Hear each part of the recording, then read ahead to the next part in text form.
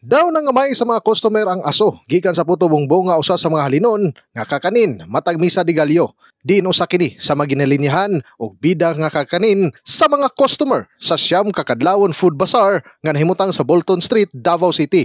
Usa sa milinya dinhi si Monica kinsa naanda na matag tambong niini sa misa di galyo mopalit kini og Puto Bongbong. Even way before bata pa ko mag-buy jud mig Puto Bongbong, not only manggod na every Christmas na nimo siya makita mo na murag murag maganahan ko ka mo palit kay dili mo ka magsawa kay every Christmas dili mo siya matilaw.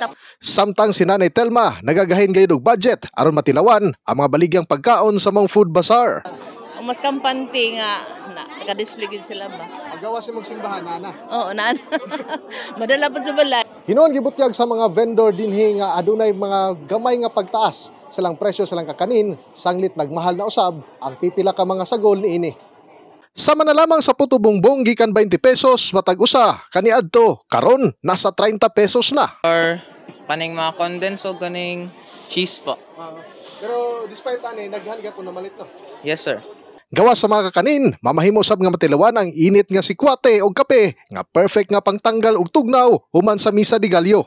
Mulungtad ang mga food bazaar gikan December 16 hangtod 24 nga mag-abli gikan alas 2 sa kadlawon hangtod sa alas 7 sa buntag. In the heart of changing lives, ako si Brigada Julius Pacot alang sa 93.1 Brigada News FM Davao, Tam Music and News Authority.